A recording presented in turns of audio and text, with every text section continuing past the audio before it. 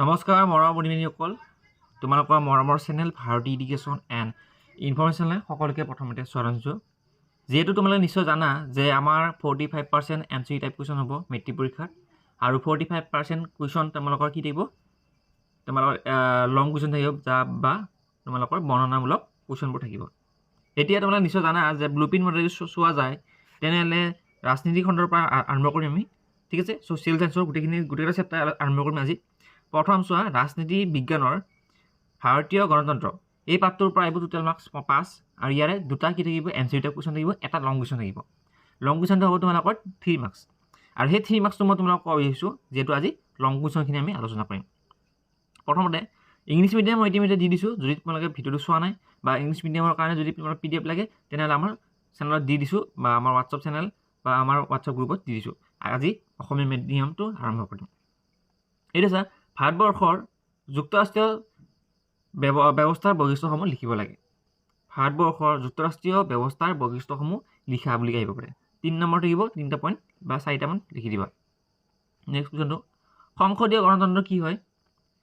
ইংলেণ্ডৰ সংসদীয় গণতন্ত্ৰ আৰু ভাৰতবৰ্ষৰ সংসদীয় গণতন্ত্ৰৰ মাজত থকা যোনটো পাৰ্থক্য, সেই পাৰ্থক্য লিখিব লাগে।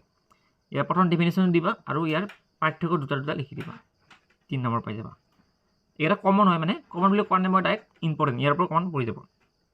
নেক্সট 3 নম্বৰ কুৱেশ্যনটো, যে ভাৰতবৰ্ষৰ সংবিধানৰ প্ৰস্তাৱনাত সংবিধানৰ আদৰ্শ কেনেদৰে প্ৰকাশ পাইছে আলোচনা কৰা। ঠিক আছে, 2-3 লাইনমানত যদি পইণ্টত লিখিব পৰা ভাল, নহ'লে তোমালোকে প্ৰথমত পেৰেগ্ৰাফ কৰি পেলাই এনেকৈ কুৱেশ্যনবোৰ এনচাৰ কৰিবা।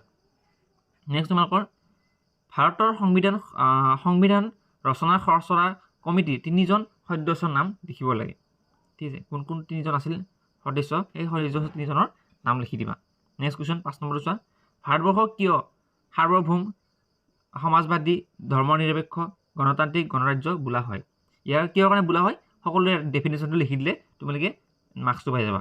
ঠিক আছে, সাৰ্বভৌমৰ ডেফিনেশ্যন দিবা, সমাজবাদী তাৰ ডেফিনেশ্যন, ধৰ্মনিৰপেক্ষৰ ডেফিনেশ্যন দিবা, আৰু গণতান্ত্ৰিক গণৰাজ্যৰ বিষয়ে তোমালোকে সৰু সৰুকৈ এটা পইণ্ট লিখি গ'লেই তোমালোকে এইখিনি এনচাৰ সমাপ্ত হৈ যাব। ঠিক আছে, এতিয়া আহিলে নেক্সট ৰাজনীতি খণ্ড আৰু নাই। ৰাজনীতি খণ্ডৰ এটা পাঠৰ পৰাই তোমাৰ লং কুৱেশ্যন আহিব এটাই। ঠিক আছে, এতিয়া চোৱা ভূগোল পাঠৰ পৰা, ভূগোল খণ্ডৰ অৰ্থনৈতিক ভূগোল, সেই পাঠটোৰ পৰা টোটেল মাৰ্কছ থাকিব 7 নম্বৰ, আৰু সেই পাঠটোৰ যিহেতু 3টা কি থাকিব MCQ টাইপ কুৱেশ্যন থাকিব, আৰু এটা 4 মাৰ্কছৰ কুৱেশ্যন থাকিব, মানে লং কুৱেশ্যন এটা 4 মাৰ্কছৰ কুৱেশ্যন থাকিব। আৰু সেই 4 মাৰ্কছৰ কাৰণে তোমালোকে চাব লাগিব অৰ্থনৈতিক ভূগোলৰ পৰিসৰ সম্পৰ্কে, ঠিক আছে, সম্পৰ্কে আলোচনা কৰা, বা অৰ্থনৈতিক ভূগোলৰ পৰিসৰ বা প্ৰকৃতি বুলি দিব পাৰে। ঠিক আছে, পৰিসৰ বা প্ৰকৃতি বুলি দিব পাৰে, কোনো গেৰাণ্টি নাই, কিন্তু অৰ্থনৈতিক ভূগোল কাক বোলে সেইটো চাবা, অৰ্থনৈতিক ভূগোল কাক বোলে, আৰু অৰ্থনৈতিক ভূগোলৰ পৰিসৰ বা প্ৰকৃতি বিষয়ে লিখা। ছেকেণ্ড কুৱেশ্যন, সম্পদ কি বা সম্পদ সংৰক্ষণ বুলিলে কি বুজা? ইয়াৰ প্ৰয়োজনীয়তা বা গুৰুত্ব আলোচনা কৰা। প্ৰয়োজনীয়তা আৰু গুৰুত্ব সম্পূৰ্ণ একে বস্তু। ঠিক আছে, পৰীক্ষা বেলেগ বেলেগকৈ দিব, কিন্তু এনচাৰ এটাই। নেক্সট তোমালোকৰ কুৱেশ্যন নম্বৰ 3, সম্পদ আৰু মানুহৰ মাজত থকা সম্পৰ্কবোৰ কেনেকৈ মানে হৈছে সেইটো তোমালোকে লিখিব লাগে, সম্পৰ্কটো লিখিব লাগে। ঠিক আছে, সম্পদ আৰু মানুহৰ মাজত থকা সম্পৰ্ক চমুকৈ লিখা সেই লাগিব। নেক্সট তোমালোকৰ সম্পদ সংৰক্ষণৰ লগত জড়িত সংস্থা আৰু সেইবোৰৰ ভূমিকা সম্পৰ্কে লিখা। সম্পদ যে সংৰক্ষণ কৰে, এই সংৰক্ষণৰ লগত জড়িত যিবোৰ সংস্থা আছে, যেনেকৈ ইউনেস্কো, ঠিক আছে, UNC আছিল, এটা কিবা এনেকুৱা আছিল নহয়, সেইবোৰৰ বিষয়ে চমুকৈ লিখিব লাগে।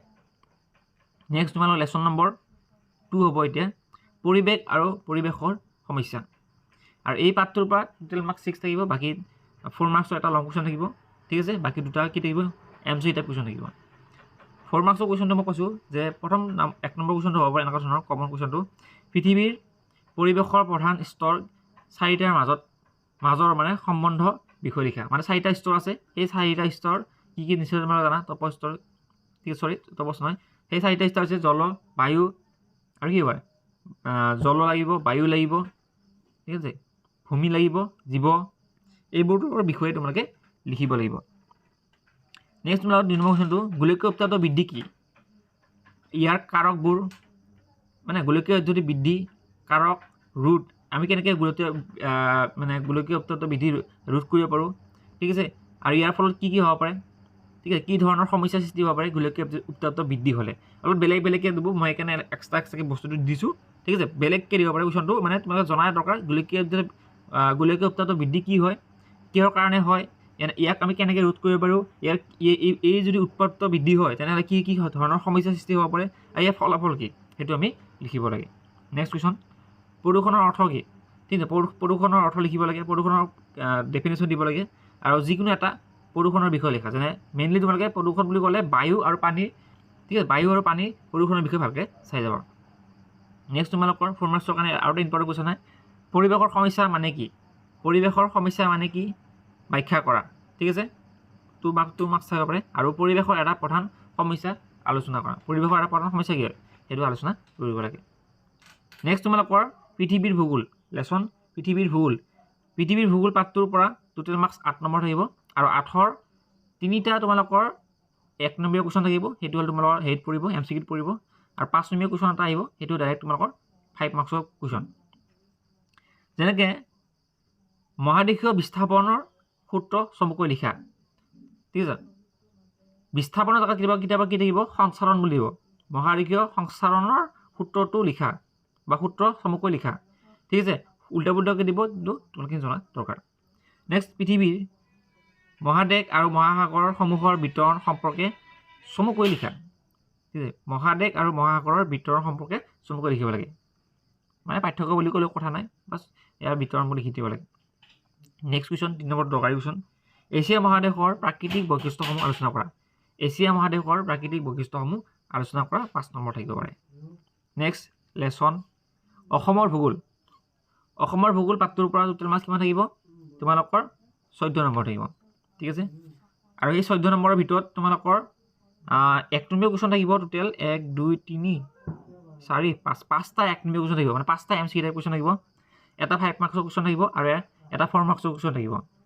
চোৱা, 4 মাৰ্কছৰ কুৱেশ্যনৰ ভিতৰত এটা কুৱেশ্যন হ'ব পাৰে তোমালোকৰ এইটো যে অসমৰ মানচিত্ৰ অঁকা, পৰীক্ষাত অসমৰ মানচিত্ৰ অঁকা, আঁতৰত দিয়া ঠাইসমূহ বহুৱা, যেনেকৈ যিকোনো ৰাষ্ট্ৰীয় উদ্যান, যিকোনো এখন চাহ বাগিচা, তৈলক্ষেত্ৰ, কয়লাক্ষেত্ৰ বা বহুত ধৰণৰ বস্তু দি দিব পাৰে। তোমালোকে তাত কি কৰিলে মেপখনত দেখাব লাগে যে ৰাষ্ট্ৰীয় কাজিৰঙা ৰাষ্ট্ৰীয় কোনখিনি জেগাত আছে দেখাব লাগে। অসমৰ চাহ যোনটো চাহ বাগিচা এখন আছে, বৃহৎ এছিয়াৰ ভিতৰত বৃহত্তৰ ডাঙৰ চাহ বাগিচা ক'ত আছে সেইটো লোকেশ্যন বহাব লাগে। তৈলক্ষেত্ৰবোৰ ক'ত আছে চাব লাগিব, দুলীয়াজান, নুনমাটি এইবোৰ তৈলক্ষেত্ৰ আছে, কয়লাক্ষেত্ৰ ক'ত আছে সেইবোৰ আমি তাত বহাব লাগিব, টিক চিন মাৰি বা তাতে এটা চিম্বল বা ইণ্ডেক্স এটা দিয়াৰ সহায়েৰে বুজাব লাগিব। ঠিক আছে, নেক্সট তোমালোকৰ অসমৰ কুটীৰ শিল্প যোনটো থাকে, আমাৰ অসমৰ কুটীৰ উদ্যোগৰ এটি খাটিয়া দাঙি ধৰা। নেক্সট কুৱেশ্যন, অসমৰ কুটীৰ উদ্যোগ, ঠিক আছে, সেইটোৰ বিষয়ে আহিব পাৰে। নেক্সট, অসমৰ চাহ উদ্যোগৰ বিষয়ে পৰীক্ষাত তোমালোকৰ আহি থাকে, সেইকাৰণে মই এইবিলাক দি দিছোঁ, ইম্পৰ্টেণ্ট হয়। নেক্সট তোমালোকে 4 নম্বৰ কুৱেশ্যনটো অসমৰ খনিজ সম্পদসমূহৰ চমু বিৱৰণ দিয়া। অসমৰ খনিজ সম্পদ, ঠিক আছে, কি কি খনিজ সম্পদ আছে সেইবোৰ কিতাপত তোমালোকে ভালকৈ যদি পঢ়া নিশ্চয় পাবা, আৰু পইণ্টত লিখি গ'লে মাৰ্কছবোৰ ভালকৈ পায়। নেক্সট তোমালোকৰ অসমত পৰিবহণ ব্যৱস্থাৰ উন্নয়নৰ অন্তৰালত হিচাপে থিয় দিয়া প্ৰধান কাৰকবোৰ কি কি উল্লেখ কৰিব লাগে। ঠিক আছে, কিতাপৰ পৰা কুৱেশ্যনখন দিয়া হৈছে, তোমালোকে জাষ্ট ইম্পৰ্টেণ্ট হিচাপতহে মই দিছোঁ ইয়াক। ঠিক আছে, বহুত ইম্পৰ্টেণ্ট, তোমালোকৰ প্ৰিভিয়াছ এক্সামতো এইবিলাক কুৱেশ্যনে পাবা। নেক্সট 6 নম্বৰ কুৱেশ্যন, অসমৰ জনসংখ্যাৰ বৃদ্ধিৰ ধাৰা সম্পৰ্কে আলোচনা কৰা। এইবোৰ কুৱেশ্যন বহুত দৰকাৰী কুৱেশ্যন হয়, যিহেতু এইটো পাঠৰ পৰা কিমান আহিব, 15 নম্বৰ মান আহিব নেকি, 15 চাই লওঁ কিমান নম্বৰ আহিব, 14 নম্বৰ আহিব। সেইবাবে এই পাঠটোৰ যিখিনি কুৱেশ্যন দিছোঁ খুবেই ইম্পৰ্টেণ্ট। ঠিক আছে, নেক্সট ধান খেতিৰ বিষয়ে লিখা বা কৃষিৰ বিষয়ে লিখা। ঠিক আছে, বেচিকেলি কৃষিৰ বিষয়ে আহিব পাৰে বা কৃষিক প্ৰভাৱিত কৰা কাৰকসমূহ, ঠিক আছে, বা কৃষিক প্ৰভাৱিত কৰা কাৰকসমূহ কি কি হ'ব পাৰে, বা কৃষি ধান খেতিৰ বিষয়ে চমুকৈ লিখা, এনেকুৱা ধৰণৰ কুৱেশ্যন কিছুমান আহিব পাৰে। নেক্সট, অসমৰ ঔদ্যোগিক বিকাশত এতিয়াও মন্থৰ হৈ থকাৰ কাৰণসমূহ তোমালোকে লিখিব লাগে, বহুত ইম্পৰ্টেণ্ট কুৱেশ্যন 4 মাৰ্কছৰ কাৰণে। ঠিক আছে, নেক্সট তোমালোকে এতিয়া আহিলে তোমালোকৰ ইতিহাস হিষ্টৰীৰ এই পাঠটোৰ পৰা প্ৰথম লেচন যিহেতু বংগ বিভাজন আৰু স্বদেশী আন্দোলন আছে, এই পাঠটোৰ পৰা টোটেল মাৰ্কছ কিমান থাকিব, 6, দুটা 1 মাৰ্কছৰ কুৱেশ্যন থাকিব, 1 + 1 + 6 + 4, আৰু এটা কিমান 4 মাৰ্কছৰ কুৱেশ্যন থাকিব। ঠিক আছে, প্ৰথম 4 মাৰ্কছৰ কুৱেশ্যনৰ কাৰণে এনেকুৱা ধৰণৰ কুৱেশ্যন হ'ব পাৰে যে স্বদেশী আন্দোলনত মহিলাসকলৰ ভূমিকা আলোচনা কৰা। ছেকেণ্ড কুৱেশ্যন, স্বদেশী আন্দোলনৰ ফলাফলসমূহ 4টা 5টা পইণ্ট লিখি দিবা। বংগভংগ আঁচনিৰ দফাসমূহ লিখা। দফাসমূহ এইটো কাৰণে মই দিছোঁ কিহৰ কাৰণে কোনটো দফা লিখিব লাগে কোনটো গেৰাণ্টি নাই সেইকাৰণে মই প্ৰথম দফাটো দিব পাৰে ঠিক আছে দ্বিতীয় দফাটো দিব পাৰে সেইকাৰণে দফাখিনি মুখস্থ কৰি থবা। স্বদেশী আন্দোলনৰ 4টা অৱদান উল্লেখ কৰা। নেক্সট স্বদেশী আন্দোলনৰ প্ৰধান বা প্ৰাৰম্ভিক কাৰ্যসূচীবোৰ কি আছিল আৰু প্ৰতিটো কাৰ্যসূচী সংক্ষেপে আলোচনা কৰা। নেক্সট তোমালোকৰ বংগ বিভাজন অন্তৰ্নিহিত উদ্দেশ্যসমূহ আলোচনা কৰিব লাগে। ঠিক আছে উদ্দেশ্যসমূহ কি আছিল সেইখিনি চমুকৈ লিখিব লাগে। নেক্সট লেচনটো চোৱা মহাত্মা গান্ধী আৰু ভাৰতৰ স্বাধীনতা সংগ্ৰাম। মহাত্মা গান্ধী আৰু ভাৰতৰ স্বাধীনতা সংগ্ৰাম এই পাঠটোৰ পৰা টোটেল 7 নম্বৰ থাকিব। 3টা কি থাকিব 1 নম্বৰ কুৱেশ্যন থাকিব 1+1+1+4 এটা 4 মাৰ্কছৰ কুৱেশ্যন থাকিব আৰু সেই 4 মাৰ্কছৰ কুৱেশ্যনটো মই তোমালোকক ক'ব বিচাৰিছোঁ যে কুৱেশ্যনটো এনেকুৱা ধৰণৰ হ'ব পাৰে 1947 ঠিক আছে 1947 চনৰ জুনৰ ঘোষণা পত্ৰ কেইটা লিখা এনেকৈ দিব পাৰে বা এনেকৈ কুৱেশ্যন উল্টা কৰি দিব পাৰে যে 1947 চনৰ ঘোষণা পত্ৰৰ প্ৰধান বৈশিষ্ট্যসমূহ কি বা এনেকৈ দিব পাৰে ইয়াৰ 1947 চনৰ ঘোষণাৰ পত্ৰৰ প্ৰধান প্ৰস্তাৱসমূহ ঠিক আছে কি বুলি প্ৰস্তাৱসমূহ কি বুলি এনেকৈ দিব পাৰে। ঠিক আছে এইটো কুৱেশ্যন বহুতেই ইম্পৰ্টেণ্ট সেইকাৰণে মই তোমালোকক দিছোঁ যে 1947ত কি হৈছিলে জুনৰ ঘোষণা পত্ৰত সেই বস্তুখিনি থাকে তোমালোকে চাই ল'বা। ঠিক আছে এইটো বহুত ইম্পৰ্টেণ্ট কুৱেশ্যন আহি যাব পাৰে। নেক্সট 2 নম্বৰ কুৱেশ্যনটো যে আইন অমান্য আন্দোলনৰ মূল লক্ষ্য কি আছিল আৰু ইয়াৰ 3টা বৈশিষ্ট্য লিখা। ঠিক আছে এইটো ইম্পৰ্টেণ্ট কুৱেশ্যন। নেক্সট কুৱেশ্যন 1947 চনৰ জুলাই মাহত ব্ৰিটিছ সংসদে ভাৰত স্বাধীন আইন অনুমোদন কৰে ইয়াৰ মূল দফাসমূহ কি আছিল। ঠিক আছে ইয়াৰ মূল দফাসমূহ কি আছিল সেইটো বস্তু বহুত দৰকাৰী কুৱেশ্যন। ঠিক আছে এইবোৰ কুৱেশ্যন কিন্তু আহে কেতিয়াবা নাথাকে কিন্তু আহে। নেক্সট তোমালোকৰ মহাত্মা গান্ধীৰ নেতৃত্বত পৰিচালিত অসহযোগ আন্দোলনৰ বিষয়ে বহলাই লিখা। ঠিক আছে অসহযোগ আন্দোলনৰ বিষয়ে চমুকৈ তোমালোকে চাই যাবা কাৰ নেতৃত্বত মহাত্মা গান্ধীৰ নেতৃত্বত।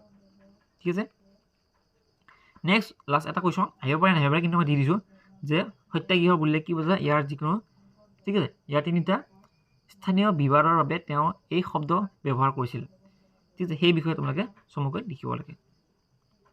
ঠিক আছে নেক্সট চোৱা অসমৰ ব্ৰিটিছ বিৰোধী জাগৰণ এই পাঠটোৰ পৰা লেচন নম্বৰ 3 এই পাঠটোৰ পৰা তোমালোকৰ 7 নম্বৰ থাকিব আৰু তোমালোকৰ 3টা কি থাকিব 1 মাৰ্কছৰ কুৱেশ্যন থাকিব আৰু এটা 4 নম্বৰ কুৱেশ্যন থাকিব যদি 2023 চনৰ ব্লুপ্ৰিণ্ট মতে চোৱা যায়। ফুলগুৰি ধাৱাৰ ওপৰত চমুকৈ দিব পাৰে 4 মাৰ্কছ থাকিব পাৰে। নেক্সট 2 নম্বৰ কুৱেশ্যনটো মষ্টলি ইম্পৰ্টেণ্ট। ঠিক আছে যেন 1857-58 চনৰ বিদ্ৰোহৰ বিফলতাৰ কাৰণসমূহ লিখিব লাগে বা ব্যৰ্থ হোৱাৰ কাৰণসমূহ লিখিব লাগে বা এই কুৱেশ্যনটো অলপ বেলেগকৈ দিব পাৰে যে অসমত 1857-58 চনৰ চিপাহী বিদ্ৰোহ কিয় বিফল হৈছিল। এটা কথা ইয়াৰ পৰা গম পালা যে 1857 আৰু 58 চনৰ কি বিদ্ৰোহ হৈছিল চিপাহী বিদ্ৰোহ হৈছিল আৰু চিপাহী বিদ্ৰোহ হোৱাত কিহৰ কাৰণে বিফল হৈছিল বা কিহৰ কাৰণে ব্যৰ্থ হৈছিল। ঠিক আছে ইয়াৰ কাৰণসমূহ তোমালোকে লিখিব লাগে। এইটো কুৱেশ্যন বহুত ইম্পৰ্টেণ্ট সেইবাবে তোমালোকৰ মেট্ৰিক পৰীক্ষাৰ কাৰণে এইটো ইম্পৰ্টেণ্ট কুৱেশ্যন বা তোমালোকে প্ৰিটেষ্ট এক্সামতে এইটো কুৱেশ্যন পাই যাবা পালে তোমালোকে গম পাই যাবা যে তাৰ কুৱেশ্যন কমন পৰে। নেক্সট তোমালোক অসমত 1857-58 চনৰ বিদ্ৰোহৰ গুৰুত্ব সম্পৰ্কে আলোচনা কৰা। এই দুটা কুৱেশ্যনে মই দিছোঁ তোমালোকক 3টা দিছোঁ টোটেল 3টা ভালকৈ চাই যাবা। নেক্সট ভাৰতৰ স্বাধীনতা আন্দোলন আৰু অসহযোগ চাগে আছিল এই পাঠটোৰ পৰা লেচন নম্বৰ 4 টোটেল মাৰ্কছ থাকিব 8 3টা 1 নম্বৰ কুৱেশ্যন থাকিব এটা 5 নম্বৰ কুৱেশ্যন থাকিব আৰু সেই লং কুৱেশ্যনটো কি হ'ব পাৰে যোৰহাট সাৰ্বজনীন সভাৰ বিষয়ে এটি খাতিয়ান দাঙি ধৰা। ঠিক আছে খাতিয়ান যোৰহাট সাৰ্বজনীন সভাৰ খাতিয়ান বা উদ্দেশ্য বা বৈশিষ্ট্য বুলি আনিব পাৰে। এটা কথা মনত ৰাখিবা যোৰহাট সাৰ্বজনীন সভাৰ বৈশিষ্ট্য উদ্দেশ্য বিষয়ে ভালকৈ তোমালোকে সকলোৱে চাই যাবা। নেক্সট তোমালোকৰ কুৱেশ্যন নম্বৰ 2 অসহযোগ আন্দোলনত অসমৰ ভূমিকা সম্পৰ্কে লিখা। অসহযোগ আন্দোলন যে আন্দোলন হৈছিল তাৰে অসমৰ ভূমিকা কি আছিল সেইটো বিষয়ে তোমালোকে কিতাপত পাই যাবা এনচাৰ ধুনীয়াকৈ লিখিবা। নেক্সট কুৱেশ্যনটো চোৱা কুৱেশ্যন নম্বৰ 3 যে আছাম এছ'চিয়েশ্যনৰ ব্ৰিটিছ শাসনৰ দিন অসমত সমাজ সংস্কাৰৰ বাবে আগবঢ়োৱা অৱদান সম্পৰ্কে লিখা। খুবেই ইম্পৰ্টেণ্ট কুৱেশ্যন এইটো যিহেতু 5 মাৰ্কছ আছে আৰু এইটো পাঠৰে বেছি ইম্পৰ্টেণ্ট বুলি ক'লে এইটো কুৱেশ্যন। ঠিক আছে চাবা মই যিখিনি কুৱেশ্যন দিছোঁ সম্পূৰ্ণ চাবা ইম্পৰ্টেণ্ট হয়। নেক্সট লেচন নম্বৰ কিমান হ'ব লাষ্টৰ লেচন চেপ্টাৰটো চাগে 5 হ'ব আৰু এই পাঠটোৰ পৰা আহিব 7 লেচনটো হৈছে ভাৰত উত্তৰ পূৰ্বাঞ্চলৰ সাংস্কৃতিক ঐতিহাসিক চাগে এনেকুৱা আছিলে ইয়াৰে তোমালোকৰ দেখা পাইছা স্ক্ৰীনত 4টা এক নম্বৰ কুৱেশ্যন আহিব কেইটা আহিব 4টা এক নম্বৰ কুৱেশ্যন 3টা কিমান থাকিব 4টা এক নম্বৰ কুৱেশ্যন থাকিব আৰু 3 নম্বৰ কুৱেশ্যন এটা থাকিব মানে লং কুৱেশ্যন এটা আহিব সেই লং কুৱেশ্যনটো মই তোমালোকক কৈছোঁ 12 মাৰ্কছ 7 অসমৰ প্ৰাচীন ঠিক আছে অসমৰ প্ৰাচীন নাম কামৰূপ আৰু প্ৰাগজ্যোতিষপুৰ উল্লেখ থকা 3খন গ্ৰন্থৰ নাম লিখিব লাগে সেই 3খন এনসাৰটো মই কৈ দিছোঁ ৰামায়ণ মহাভাৰত বিষ্ণু পুৰাণ ঠিক আছে নেক্সট ইউনেস্কোৰ দ্বাৰা বিশ্ব ঐতিহ্য ক্ষেত্ৰ হিচাপে তালিকাভুক্ত হোৱা ভাৰতৰ 3টা স্থাপত্য উল্লেখ কৰা নেক্সট কুৱেশ্যনটো অষ্ট্ৰিকসকলে ভাৰতীয় সংস্কৃতিলৈ আগবঢ়োৱা 3টা অৱদান উল্লেখ কৰা এইবোৰ কুৱেশ্যন ইম্পৰ্টেণ্ট তথাপি তোমালোকে চাই যাবা ঠিক আছে ভাৰতৰ ভাস্কৰ শিল্পৰ 3টা প্ৰধান শৈলী কি কি নেক্সট কুৱেশ্যনটো চোৱা অসমৰ চিত্ৰকলাৰ ঐতিহ্যৰ বিষয়ে লিখা অসমৰ চিত্ৰকলা মানে যে চিত্ৰবোৰ আঁকে সেই চিত্ৰকলাৰ ঐতিহ্যৰ বিষয়ে তোমালোকে লিখিব লাগে এইখিনি আছিলে কিবা যদি কোৱাত ভুল হৈছে সেইটো কাৰণে ক্ষমা কৰি দিবা যিখিনি কুৱেশ্যন তুমি সম্পূৰ্ণ চোৱা তেনেহ'লে তোমালোকে একো টেনশ্যন নাই আৰু PDF টো মই তোমালোকে ভিডিঅ'টো চোৱাৰ পিছত মই ক'ত দিম আমাৰ হোৱাটছআপ গ্ৰুপত দি দিম তাৰ পৰা তোমালোকে ডাউনলোড কৰিব পাৰিবা ঠিক আছে thank you so' much next অলপমান ধন্যবাদ